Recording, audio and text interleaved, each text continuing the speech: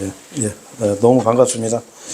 저는 이제 토요일 날만 되면 상당히 바빠요. 왜냐면 이제 거리 설교도 해야 되고 설교 준비해야 되고 바쁜데 그 와중에서도 야, 내일 우리 그 성도님들, 우리 지체분들을 그 만날 생각이 너무 막 그 기쁜 마음이 있는 것 같아요. 예.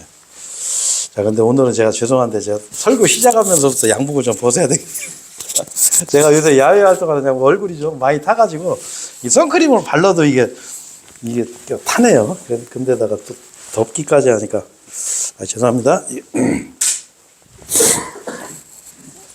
자, 오늘 이제 본문 말씀을 보면 우리 이제 많은 목사님들이 그 설교하는 내용 중에 하나예요. 우리가 저번 주에 무슨 설교를 했었냐면은 이 산상수훈, 예수님께서 그 마태복음 5장에서 이 산에서 설교한 내용인데 이 설교 내용 중에 팔복이라는 게 있어요. 팔복. 팔복은 뭐냐면 하늘의 왕국의 통치 이념이라고 보시면 돼요.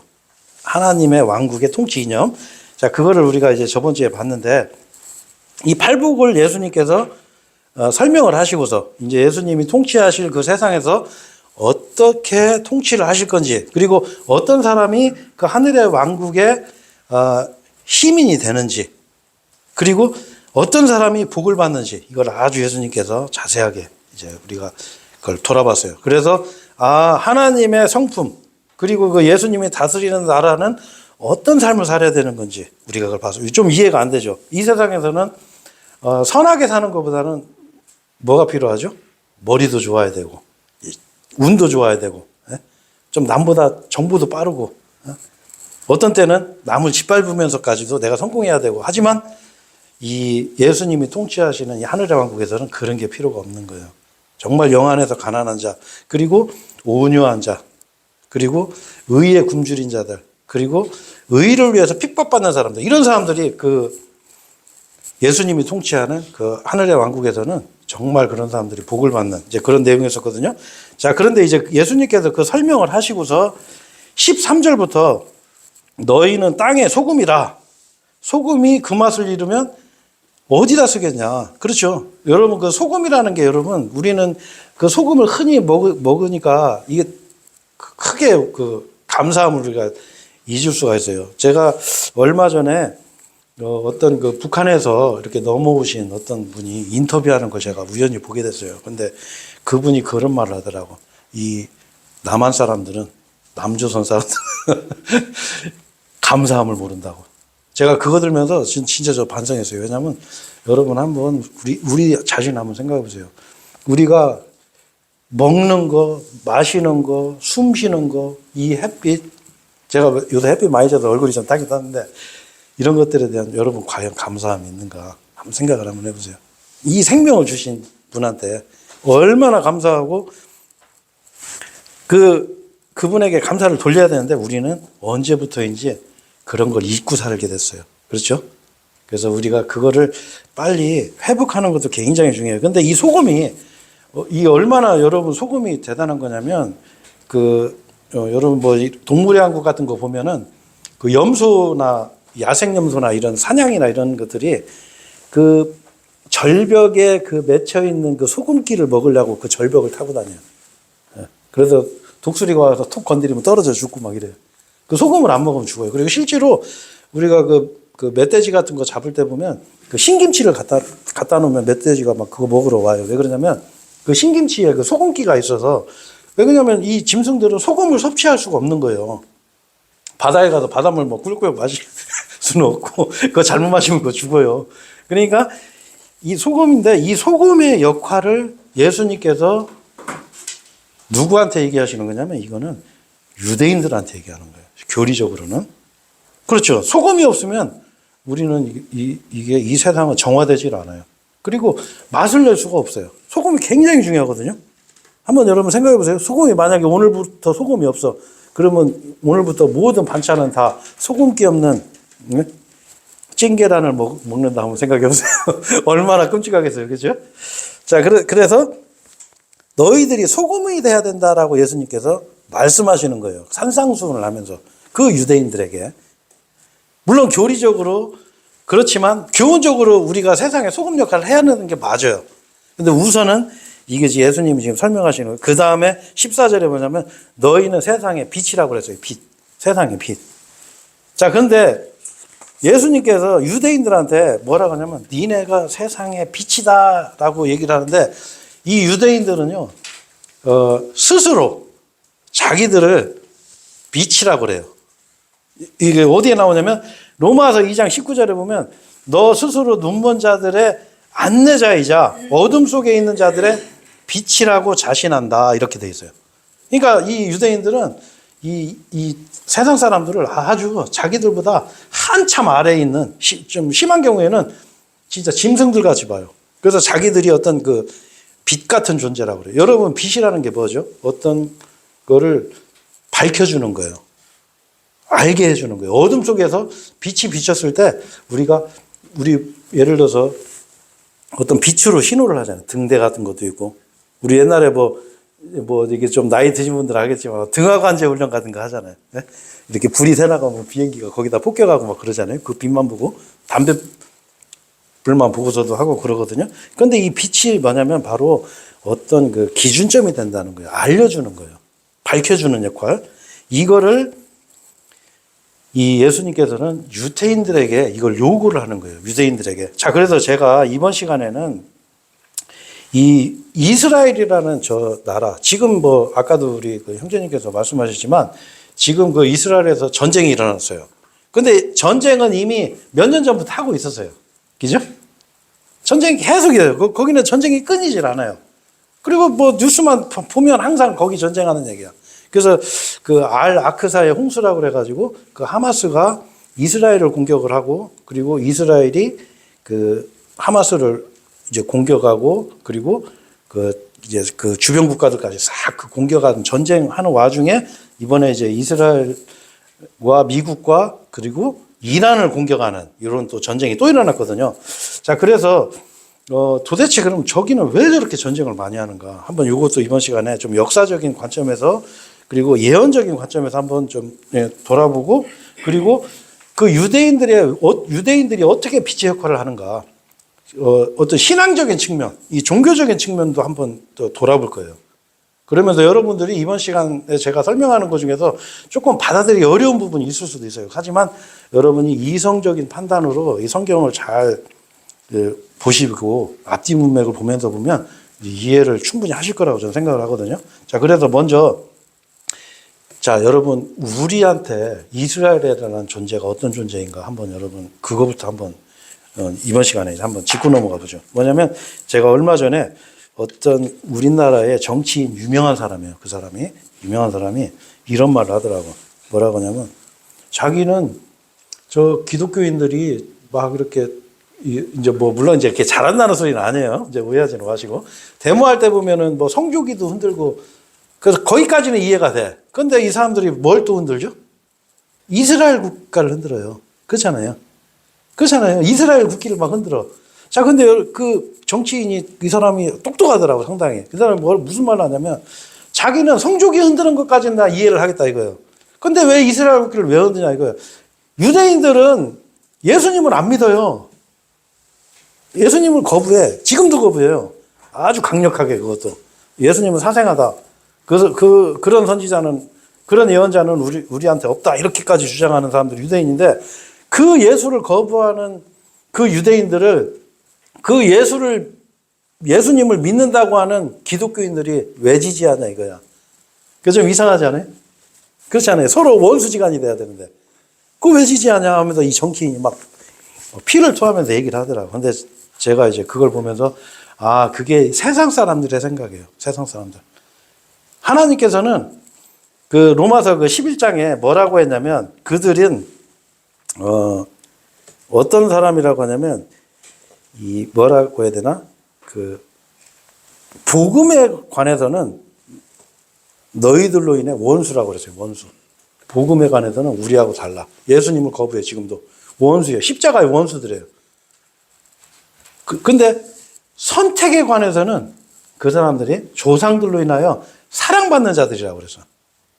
이 관계가 좀 이상하죠. 그래서 제가 먼저 이제 이번 시간에 그 이스라엘 지금 일어나는 저 일들을 통해서 좀 교리적인 측면으로 좀 이렇게 한번 우리가 바른 시각을 갖는 게 중요하다. 그래서 먼저 제가 한번 이제 그걸 좀 먼저 돌아보겠습니다. 먼저 성경은 서열을 먼저 정해놨어요. 먼저 로마서 한번 보시죠. 로마서 1장. 자, 로마서는 제 성경 기준으로 하면은 324페이지. 자, 로마서 1장 16절에 보면 뭐 이거 너무나 유명한 말씀인데요.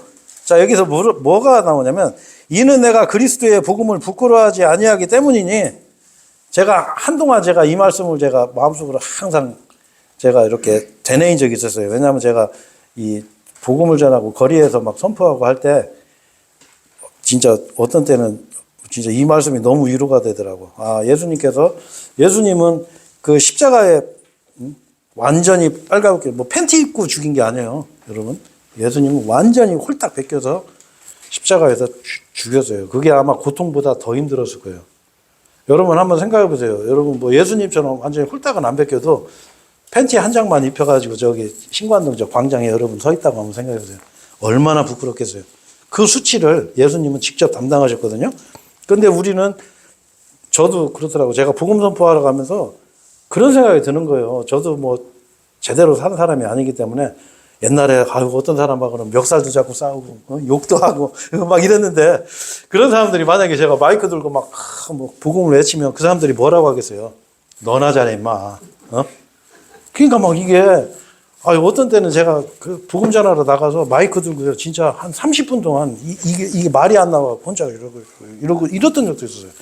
그때 제가 이 말씀이 너무 위안이 되더라고. 내가 그리스도의 복음을 부끄러워하지 아니하기 때문이니 이는 이 복음은 뭐냐면 기쁜 소식이에요. 모든 믿는 자를 구원에 이르게 하는 하나님의 권능이에요. 우리 노력이 아니란 말이에요.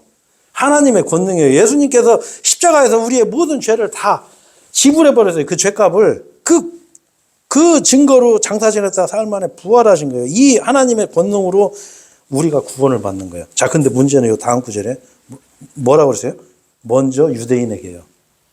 그 다음에 또한 헬라인. 헬라인은 이방인을 얘기하는 거예요. 이방인. 그 당시 헬라인 이방인들.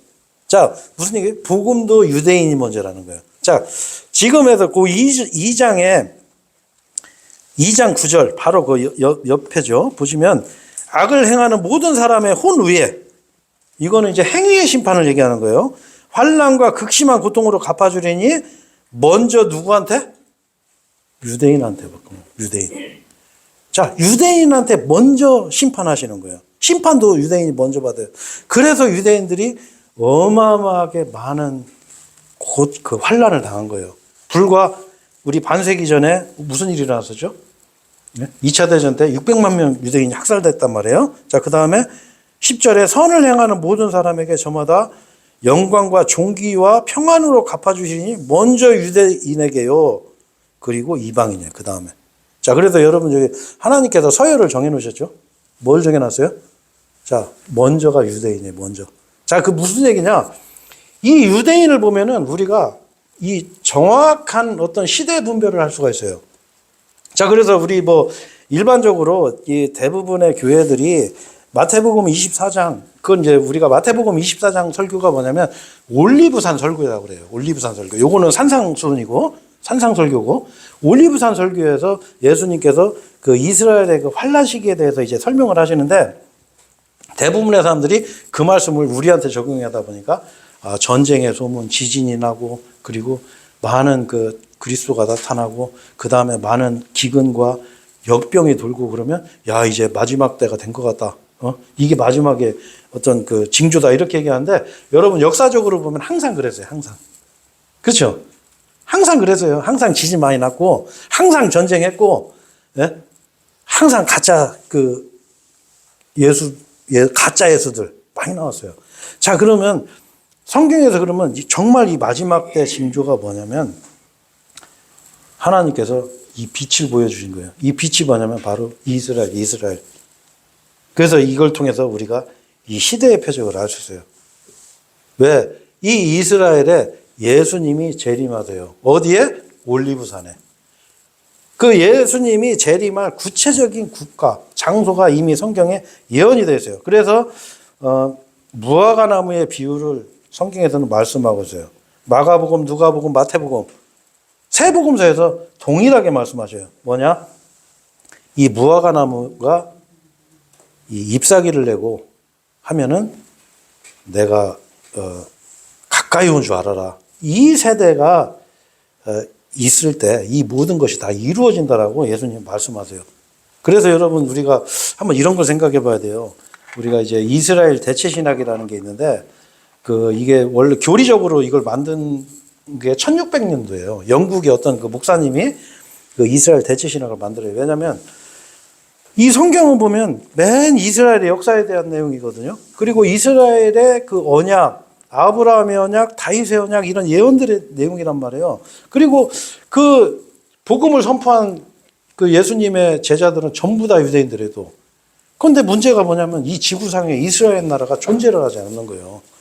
그러니까 이게 이해가 안 되는 거예요. 이 성경이. 이해가 안 돼요. 그러니까 어떻게? 이 이스라엘을 이 교회를 이스라엘로 비유로 설명하셨구나. 이렇게 해가지고 그 이스라엘과 이 이방인 그리고 교회를 이렇게 하나로 그냥 뭉뚱그려 가지고 보게 되는 이런 그 교리적인 어떤 오류를 범하게 되면서 이스라엘의 대체 신학.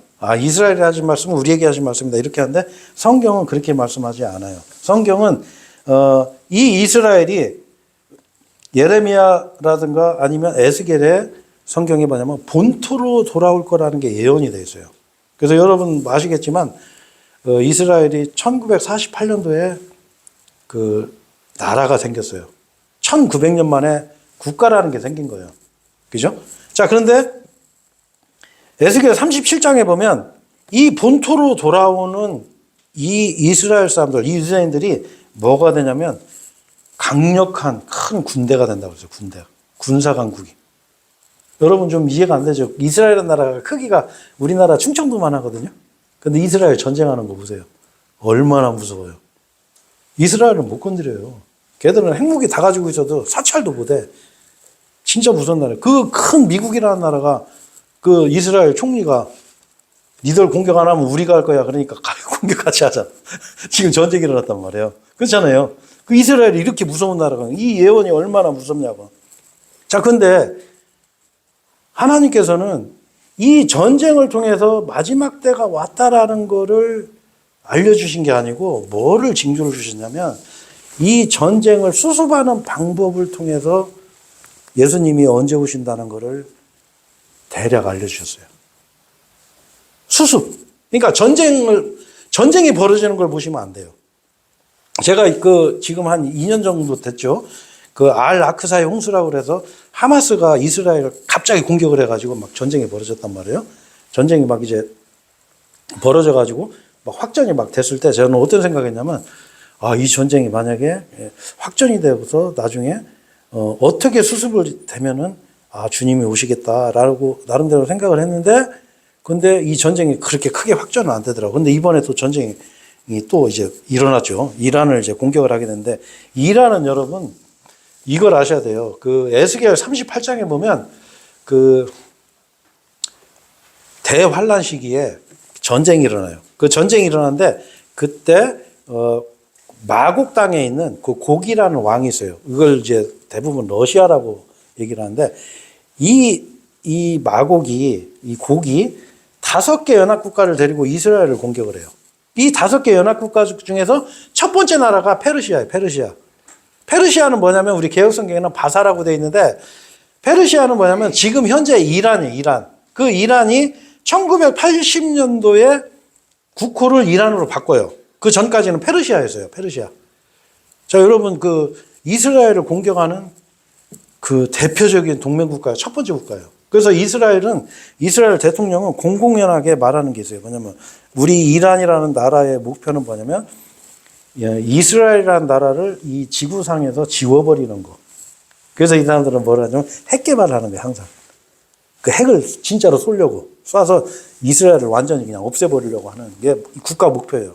그래서 그런 맥락에서 이번 전쟁이 일어났다고 보시면 돼요. 자, 근데 여러분 이제 요건 제가 간략하게만 설명하고 그냥 넘어갈게요. 다니엘서 한번 보시죠. 다니엘서. 이거는 이제 구약 성경이에요. 자, 구약 성경 다니엘서 9장 페이지로는 제 성경 기준으로 1570페이지. 자, 여기서 보면 이제 제가 이제 뭐 앞에서부터는 쭉 안 읽을게요. 27절에 보시면 다니엘서 9장 27절에 보면 그 이스라엘 그에게 하나님께서 70주간을 이렇게 주세요. 70주간을 주는데 한 주간을 남겨놨어요. 한 주간을.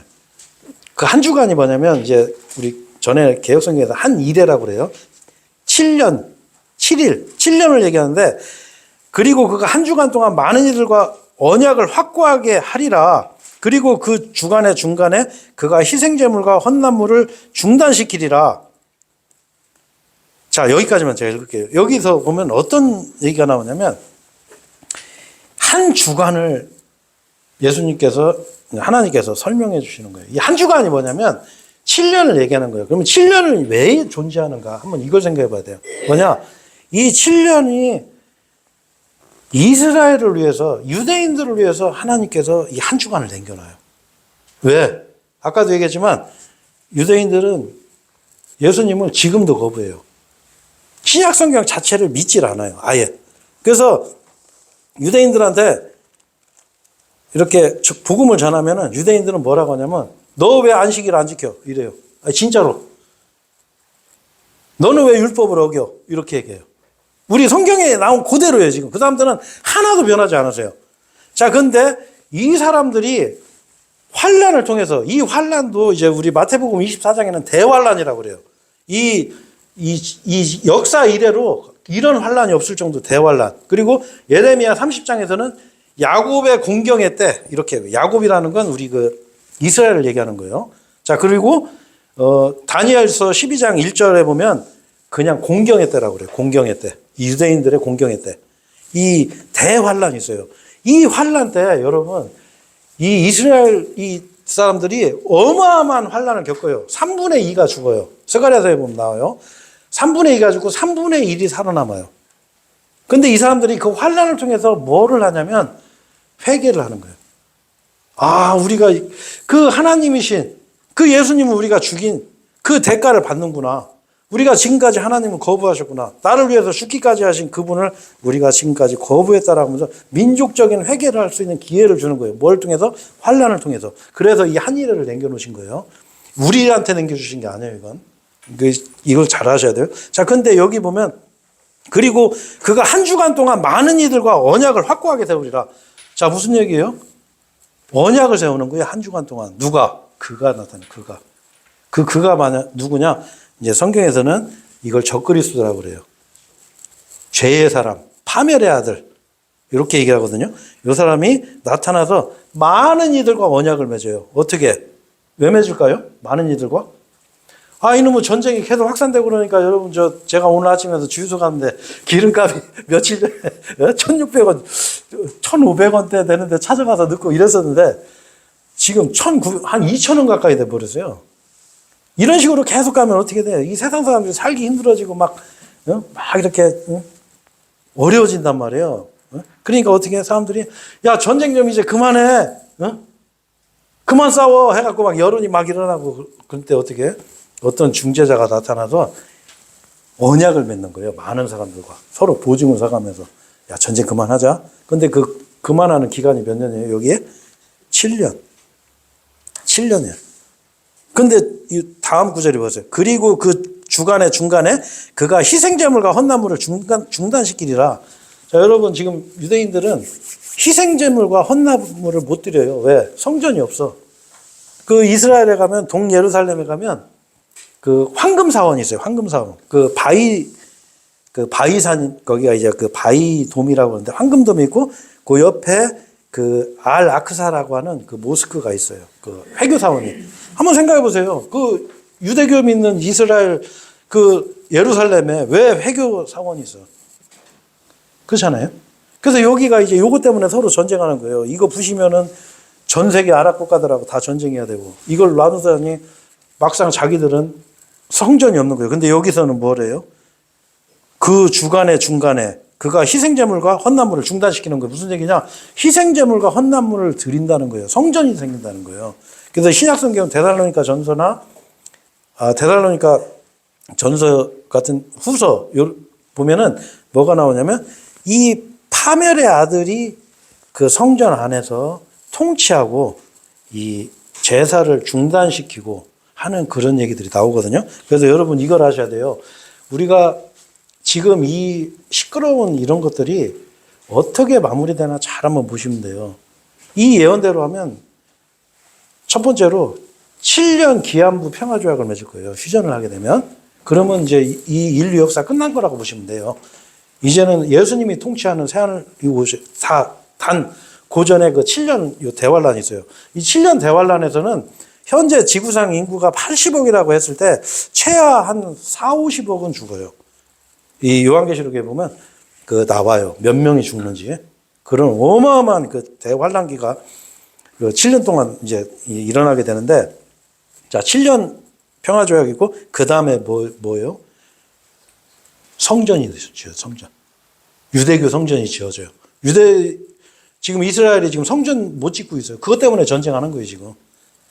그래서 성전이 지어진단 말이에요. 그래서 여러분 지금 이렇게 일어나는 사건을 제가 좀 뭐 시간 언제 성경 공부할 때 한번 자세하게 좀 깊이 있게 설명해 드리고 싶은데, 지금 이 사건이 이런 전쟁이 어떻게 벌어지나기보다는 이게 어떻게 수습이 돼 가는가. 만약에 많은 나라들의 중재로 그리고 어떤 중재자가 나타나서 7년 동안 전쟁하고 합시다 하면은 이제 예수님이 공중재림하시는 거예요. 공중재림. 뭐 환란 후에 재림한다. 휴거가 환란 후에 있다. 환란 전에 있다. 막 이렇게 얘기하는데 환란 전 휴거가 맞아요. 그리고 이제 환란 중에도 휴거가 있어요. 그래서 그거는 이제 제가 요거는 한번 좀 다음 주나 다다음 주에 한번 제가 설교를 하려고 그래요. 왜냐하면 요즘 기독교가 많이 타락하다 보니까 환란 후에 우리 구원받은 사람들도 환란에 들어간다라고 가르치는 데가 많더라고요. 그런데 그런 데 속으시면 안 돼요. 그거는 이제 이 성경의 그냥 기초를 모르는 거예요. 여러분 우리가 복음 선포하러 가도 뭐라고 그러죠? 선생님들이여 제가 구원받기 위하여 무엇을 해야만 하나이까? 그럼 뭐라고 해요? 주 예수 그리스도를 믿으라. 그리하면 너는 구원을 받을 것이요 너의 집안 또한 그러하리라 이랬어요. 자, 근데 만약에 환난 통과해야 되면 어떻게 해요? 선생님들이여 제가 구원받기 위하여 무엇을 해야만 하나이까? 그러면 전제 조건이죠. 일단 주 예수 그리스도를 믿으라. 그리하면 구원을 받을 것인데, 좀 있으면 이제 환난기가 오니까 환난기간 때 끝까지 버티면 너는 구원을 받을 거야. 이렇게 얘기해야지. 그죠? 말도 안 되는 거예요. 제가 이거 한번 교리적으로 한번 자세하게 제가 한번 이제 다음 주나 다다음 주에 한번 제가 할게요. 이거는. 그래서 오늘은 제가 좀 오늘 말씀드리려는 건 이런 내용이 아니에요. 그 이스라엘이 과연 우리한테 어떤 존재라는 걸 한번 마태복음에 그 예수님의 그 하늘의 왕국에 대한 그 비유에서 그 힌트가 하나 나와요.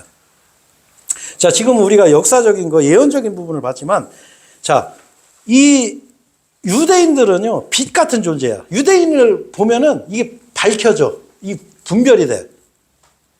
어떻게 되냐? 자, 성경 이제 한 군데만 더 찾아보시죠. 마태복음 13장 한번 봐요. 이거는 신약성경 28장, 28페이지. 제 성경으로는 28페이지네요. 자, 여기에 보면은, 뭐가 나오냐면은, 독보리의 비유가 나와요. 독보리의 비유. 이걸 개혁성경에서는 뭐라고 하냐면, 가라지의 비유라고 그래요.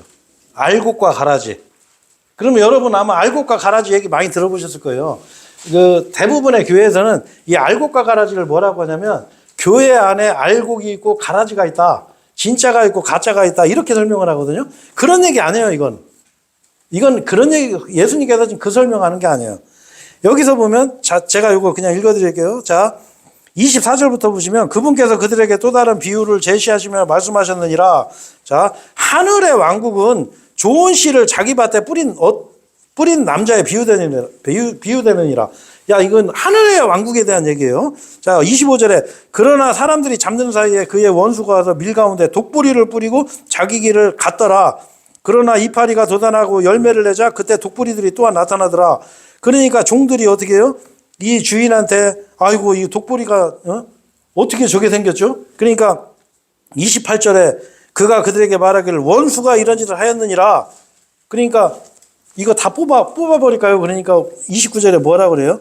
아니니라. 너희가 독보리들을 모아오는 사이에 그것들과 함께 너희가 밀까지 뿌리 뽑을까 우리하노라. 양쪽 다 수확 때까지 함께 자라게 두라. 그리고 수확 때 어떻게 해요? 밀은 곡간에 들이고 이 독보리들은 어떻게 해요? 다 모아서 불에 태워버리는 거예요.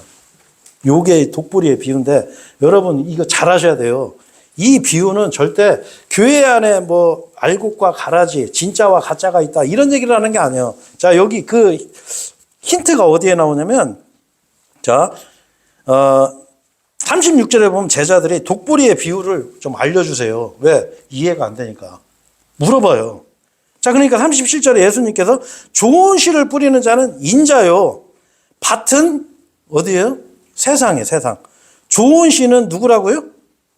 좋은 씨가 누구예요? 왕국의 자녀들. 그럼 왕국의 자녀들이 누굴까요? 네? 네, 유대인이에요. 그 답이 어디 나오냐면 여기 이렇게 잡으시고 요 마태복음 8장 한번 보시면 돼요. 마태복음 8장. 마태복음 8장에 보면 여기 보면은 어떤 그 백부장의 사건을 예수님께서 이제 설명을 하세요. 이 백부장의 믿음이 엄청 좋아요. 어떻게 하냐? 그 백부장의 그 종이 병들었는데 좀 고쳐달라고 하니까 예수님이 그 원래 이게 누가복음에는 자세하게 나와요. 이 백부장 예수님이 원래 이방인들의 병을 이렇게 안 고쳐주셨어요. 이방인들을 이렇게 대상으로 삼지 않으셨어요. 근데 이 누가복음에 보면 유대인들이 부탁을 해요. 장로들이. 이 사람은 우리한테 회당도 져주고 이방인이지만 우리한테 정말 친절한 사람입니다. 이 사람 좀 꼭 좀 부탁 좀 들어주십시오 하고 간청을 해요. 그래서 예수님이 그래 한번 가보자 해갖고 하니까 이 백부장이 뭐라고 하냐면 아니 뭐하러 오셔요. 저는 이방인 개 같은 존재인데 어떻게 예수님 같은 분이 우리 집에 올 수 있습니까? 그냥 오지 마시고 아니 저도 군인인데 내 부하들한테 한번 야 이거 명령 내리면 딱 알아서 하는데 아 예수님 한마디만 그냥 명령 내리면 뭐 될 건데 안 오셔도 하실 수 있잖아요. 이렇게 하니까 예수님이 뭐라고 그래요? 야 너 대단한 믿음이다. 이스라엘에서 나 이런 믿음을 보지 못했다 이렇게 말씀을 칭찬하세요. 그러면서 뭐라고 하냐면 11절에 보시면 8장 11절 그런즉 내가 너희에게 말하노니 많은 이들이 동쪽과 서쪽에서 올 것이요 하늘의 왕국에서 아브라함과 이삭과 야곱과 함께 앉을 것이라. 이 많은 이들이 뭐예요? 동쪽과 서쪽에서 오는 거예요. 이 사람들 이방인을 얘기하는 거예요. 자, 그런데 12절에 뭐라고 하냐? 그러나 왕국의 자녀들은 바깥 어둠 속에서 내던져지니 거기에서 울며 이를 가는 일이 있으리라. 막상 그 왕국의 자녀들이 심판을 받는다는 거예요. 이방인들이 이 복을 받고 여기서 이 왕국의 자녀가 나오잖아요. 이 왕국의 자녀가 누구냐면 다시 마태복음 13장으로 가보죠. 이 사람들이 바로 유대인들. 자, 근데 그러면 여러분 그것을 이 독보리는 뭐냐? 독보리는 밀하고 비슷하게 생겼어요.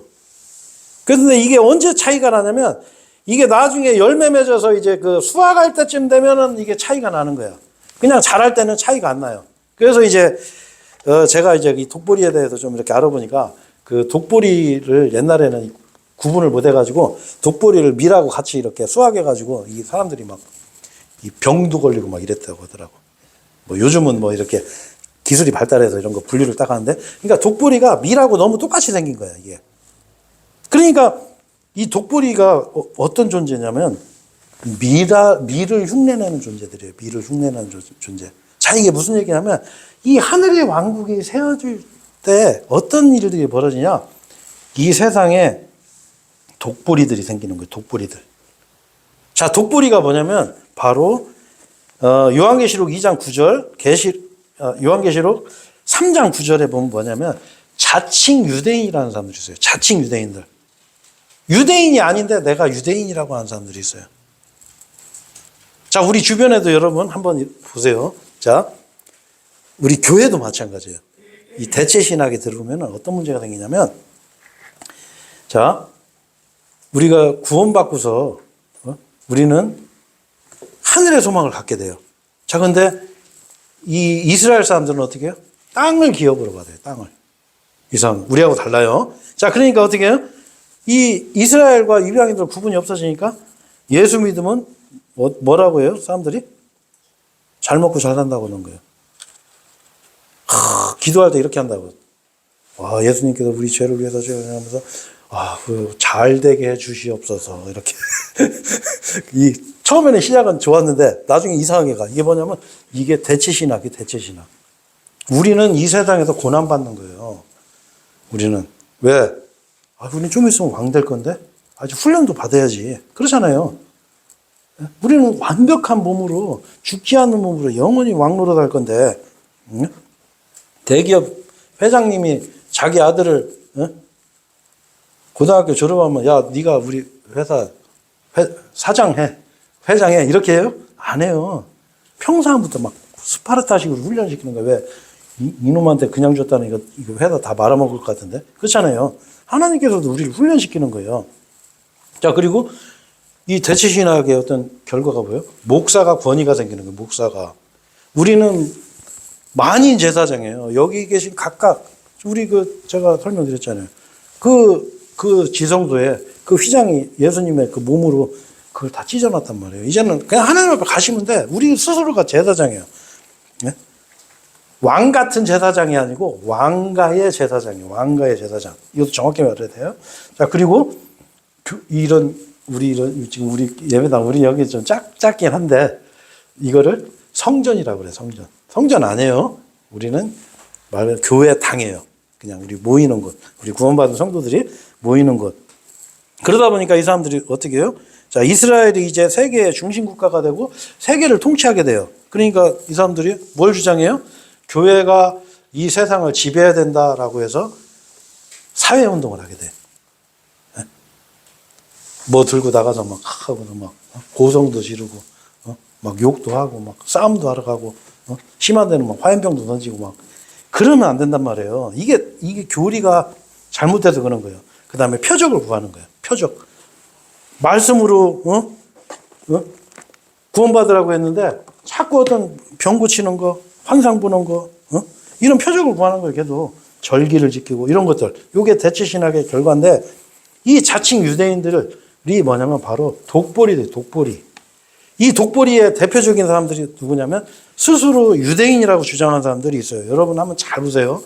이 가짜 교리를 주장하는 사람들의 대체적인 특징이 뭐냐면 여러분 아시겠지만 우리가 이단 하면은 물론 여러 가지 이단이 있지만 대부분의 이단은 특징이 있어요. 뭐냐? 이 왕국의 자녀를 흉내를 내요. 자, 그래서 여러분 예루살렘에 지금 뭐 하고 있죠? 네? 전쟁하고 있잖아요. 자, 근데 예루살렘이 과천이라고 하는 데도 있죠. 그죠? 그리고 이제 14만 4천 명 안에 들어가야 구원받는다. 이렇게 얘기하는 사람들도 있고. 그리고, 우리는 김씨, 여기 박씨도 있고, 황씨도 있고. 이게 성이 이런데, 우리는 베드로 지파, 이스라엘 12지파 해갖고, 우리나라를 12권역으로 나눠가지고, 이렇게. 그게 자칭 유대인들이란 말이에요. 그리고, 유월절을 지켜야 돼. 안식일을 지켜야 돼. 율법을 지켜야 돼.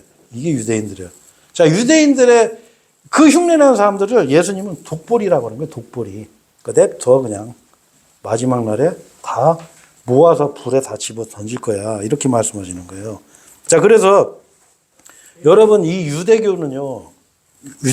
잘 보세요. 이 유대교의 특징이 있어요. 아까도 제가 서두에서 설명했지만 유대교는 큰 두 가지 특징이 있어요. 뭐냐면 첫 번째로는 삼위일체를 믿질 않아요. 자, 여기서 뭘 할 수가 있어요? 우리가 주변에 이렇게 우리가 흔히 그냥 이단 하는데 이단이 뭔지도 몰라. 제가 어떤 분은 제가 들은 얘기인데 이제 이렇게 하더라고. 자기는 우리 교회에서 설교하는 거 외에는 절대 어떤 것도 듣지 않고 우리 교회만 갑니다. 굉장히 먼 데로 가요.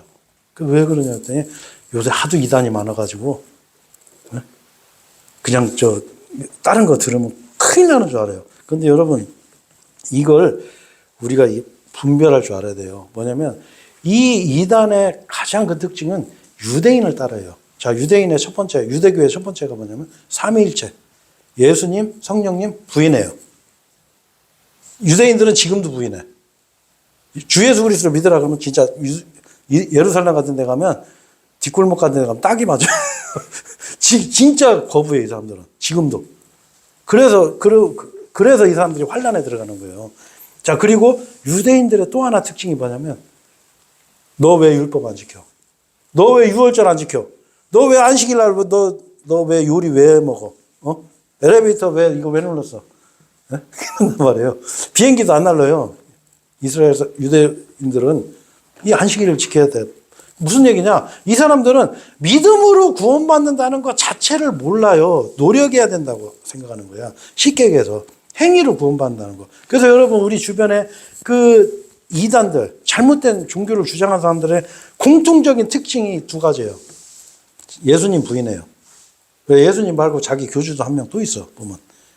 그리고 또 한 가지 뭐냐면 행위를 얘기해. 믿음으로만은 안 돼. 뭘 해야 돼. 이게 유대교의 특징이에요. 요걸 그대로 흉내내는 게 이게 바로 독보리예요, 독보리.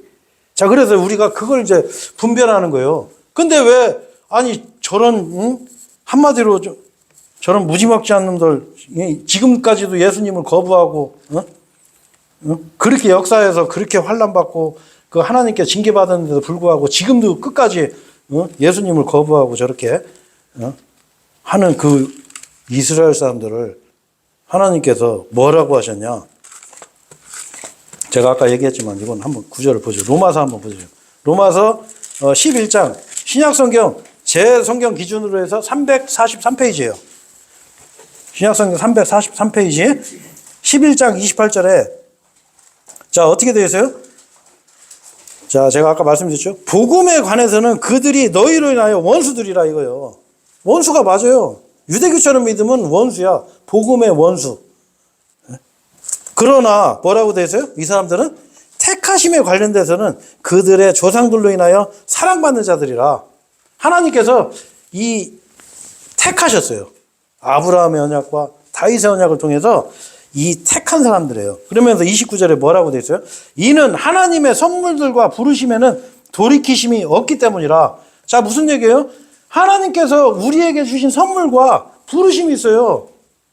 마치 이 유대인들이 그렇게 예수님 거부하고 그렇게 이 세상 말로 쉽게 해서 배응망덕한 그런 주장을 하고 그렇게 믿음을 가졌는데도 불구하고 하나님의 그 선물과 부르심에는 돌이킴이 없는 거예요. 한번 언약을 했기 때문에. 자, 이게 우리한테 뭘 교훈을 주는 거예요? 자, 하나님께서 우리에게 주신 선물이 있어요. 그 선물이 뭐죠? 믿음의 믿음. 바로 예수 그리스도의 믿음. 여러분이 이 세상에서 태어나서 내가 왜 사는지 모르고 그냥 진짜 여러분 한번 생각해 보세요. 죄 안 지면 갈증 나잖아요. 왜? 죄 짓기를 물마심 같이 하고 내 마음대로 그냥 이 세상 살았어요. 하나님 그냥 어떤 때는 없으면 좋겠다. 아유, 내 마음대로 살고 그냥 죽어서 그냥 없어져 버리는 게 낫지 뭐. 응? 예수님, 아유, 나 저런 거 보기 싫어. 아유, 그냥 뭐 내 마음대로 살래. 지금까지 하나님 거부하고 살았지만 하나님은 어떻게 우리가 죄인 되었을 때 그리스도께서 나를 위해서 죽으셨단 말이에요. 그렇잖아요. 그 얼마나 그 사랑이 커요. 우리도 그렇잖아요. 우리가 아무리 우리가 악해도 어떤 때는 자식을 위해서는 내가 사랑하는 사람을 위해서는 차라리 내가 죽지. 이런 사랑을 우리도 베풀 수가 있거든요. 하물며 이 우리를 만드신 하나님께서 그 사랑을 우리한테 주셨단 말이에요. 자, 근데 그 유대인들은 어떻게 해요? 아, 그런 거 아니야. 내가 잘해야 돼. 율법 잘 지켜야 돼. 너 안식일 안 지키면 큰일 나. 너 지옥 가. 이렇게 하는 거야. 유대인들은. 뭘 해야 되는 줄 알아. 그게 이 독보리들의 믿음이에요. 이게 유대교의 믿음이에요. 그 유대교를 따라하는 게 그게 이단들이에요. 정확한 믿음은 뭐냐면 믿음으로 이 하나님의 선물 그 예수 그리스도를 내가 받아들이고 믿으면 구원받는 거예요. 하나님이 구원 줬다가 아, 이놈 하는 거 보니까 아이고 저거 지옥 보내야 되겠네. 구원 취소 이게 아니란 말이에요. 돌이키심이 없어요. 한 번 구원받으면 돼. 이게 우리 이 믿음의 특징이에요. 특징. 그래서 우리가 그 유대교를 통해서 우리가 이걸 말해야 돼요. 절대 행위로 구원받는 게 아니에요. 우리는 믿음으로 받는 거예요. 우리는. 이걸 정확히 아셔야 돼. 자, 그래서 여러분 이제 오늘도 이제 시간이 지금 많이 이제 지나갔네요. 자, 그래서 자, 왜 그러면 우리는 그러면 유대인들을 어떻게 바라봐야 되냐? 한번 이거 생각을 해야 돼. 어떤 시각이 가장 정확하냐? 아니, 우리하고 믿음이 다른데 저놈들? 아, 이 자식들 저거 안 되겠네? 저놈들 이단이야. 이렇게 하는 게 아니고, 우리 그리스도인들은 유대인을 바라보는 시각이 아까는 우리가 이제 역사적인 예언적인 측면에서 볼 수가 있어요. 그걸 통해서, 아, 주님이 이제 오실 날이 임박했다라는 걸 우리가 알 수가 있어요. 사실 저는 좀 이번에 그런 생각했어요. 이 전쟁 벌어지는 거 보면서, 야, 잘하면 이번에 주님이 오실 수도 있겠다. 빨리 가족들한테 복음 전해야지. 주변에 빨리 복음 전해야지. 막 이런 생각이 들더라고. 우리야 뭐 주님 오시기 항상 학수고대하고 기다리죠. 이 고통스럽고 이 참 악한 세상에서 이제 주님이 오시면 우리는 완전히 이제 완전히 구원을 받는 거예요. 너무나 기쁜 일이죠. 하지만 어떻게 해요? 아직까지 그 하나님의 사랑을 모르는 가족들이 있단 말이에요. 그런 생각이 들더라고. 자, 그래서 자, 우리 그리스도인들은 그러면 그 유대인들을 어떻게 바라봐야 되냐? 바로 어떤 빛의 역할을 하는, 그리고 어떤 기준점의 역할을 하는 그렇게 볼 수도 있고요. 또 한 가지는 뭐냐면 바로 이 사람들은 아까 말씀드린 대로 하나님의 그 뭐라고 해야 되나? 택하심이 있는 사람들이다. 이걸 알아야 돼요. 그래서 먼저 아브라함의 언약이 있어요. 이거는 영원한 언약이에요. 영원한 언약. 아브라함의 언약이 뭐냐면 제가 읽어드릴게요. 그냥 창세기 12장 3절에 보면 그리하면 너를 축복하는 자들에게 내가 복을 주겠고 너를 저주하는 자를 내가 저주하겠노라. 그리하여 내 안에서 땅의 모든 족속들이 복을 받으리라. 자, 이건 지금도 유효해요. 우리가 보면은 친 이스라엘 국가들은 대부분 어떻게 해요? 다 잘 살잖아요. 그죠? 그렇잖아. 근데 이스라엘하고 반대되는 나라들 한번 봐봐요. 참 어렵게 살아요. 육신적인 복을 얘기하는 거예요. 이건 영적인 복을 얘기하는 게 아니에요. 이게 지금도 유효하고 있어요. 그래서 시편 122편 6절에 자, 이런 말씀이 있어요. 예루살렘의 화평을 위하여 기도하라. 자, 여러분, 우리는 뭐냐면 예루살렘의 화평을 위해서 우리는 기도해야 돼. 쉽게 해서 이스라엘하고 저기 뭐 전쟁이 일어나면 막 저 이스라엘 저놈들도 나쁜 놈들이야. 저것들도 죽여야 돼. 이러시면 안 돼요. 우리는 그 사람들을 위해서 기도해야 돼. 왜? 하나님이 택하시는 사람들이에요. 존재들이야. 자, 그래서 너를 사랑하는 자들은 형통하리라. 여기 또 나오잖아요. 그 유대인들을 사랑하는 사람들은 형통하는 거예요. 형통이라는 게 뭐예요? 잘 되는 거예요. 축복받는 거예요. 하나님께서. 이 세상에서 우리가 축복받는 방법이 성경에서는 가장 첫 번째가 뭐가 있죠? 내 부모를 공경하면 돼. 그럼 네가 장수하고 잘 먹고 잘 살 거야. 약속하셨어요. 약속이 있는 첫 계명이라고 그랬어요. 자, 그 다음에 뭐냐면 유대인들한테 잘하면 돼요. 댓글에다가 아이고 저놈들도 나쁜 놈 다 죽어야 돼. 이러시면 안 되고 사랑해야 돼. 기도해야 돼. 그 예루살렘의 화평은 언제 이루어져요? 예수님이 재림하면. 완전히 이루어지는 거예요. 그 예수님 재림을 우리는 기도하는 거예요. 그 사람들이 화평하기를 기도하는 거예요. 요게 이제 우리 그 그리스도인의 자세예요. 자, 그리고 이사야 60장 12절에 보면 이는 너를 섬기려 하지 아니하는 민족과 왕국은 망할 것이기 때문이라. 진정 그러한 민족들은 완전히 황폐하게 되리라. 자, 이게 무슨 얘기예요? 지금 이스라엘을 공격하는 그 나라들 있죠. 이스라엘하고 서로 막 원수지간인 나라들 망한다는 거예요. 황폐하게 된다. 이게 하나님의 약속이에요. 자, 그래서 아까 제가 그 백부장 얘기를 했었죠. 자, 요거 하나만 보고 오늘 이제 설교를 마치겠습니다. 누가복음 7장 한번 보세요. 누가복음 7장 보시면 136페이지예요. 신약성경으로. 7장에 보면 3절부터 제가 읽을게요.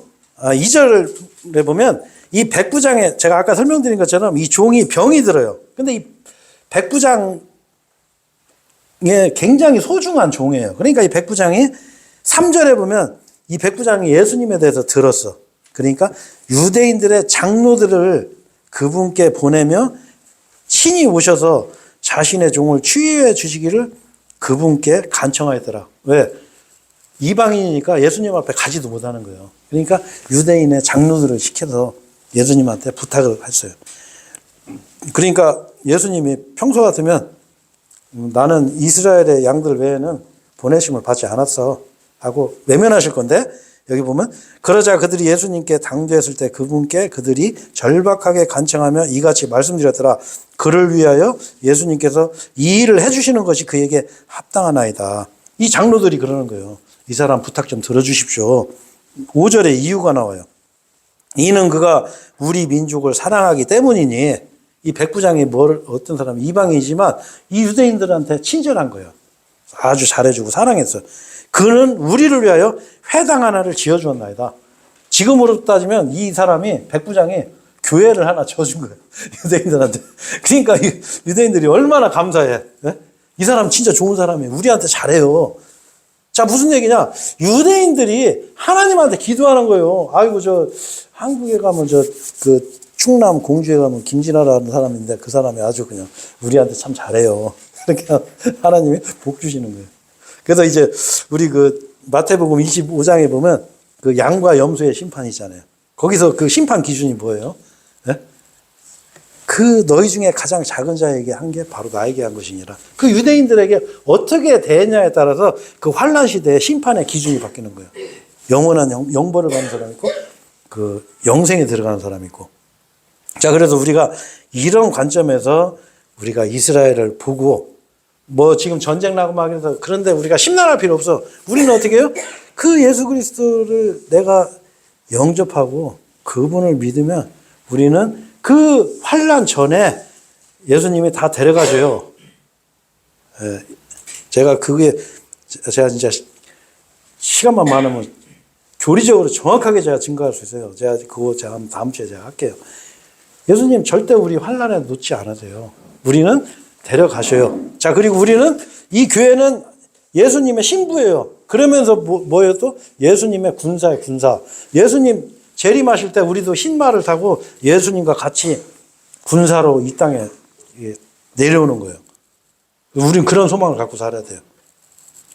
그래서 우리가 이제 세상에 좀 어지럽고 이렇게 혼란스러운 이런 일이 생겨도 거기에 동요하지 말고 우리는 묵묵하게 하면 안 되죠. 참 이게 외쳐야죠. 복음을 외치고 우리 주변에 아직 복음을 받아들이지 않은 우리 그 주변의 사람들에게 좀 담대하게 복음을 부끄러워하지 않고 복음을 전하는 우리 복된 말씀 침례교회 우리 지체들이 됐으면 하는 바람에서 오늘 제가 이 설교를 했습니다. 예, 설교 마치고 기도하겠습니다. 예.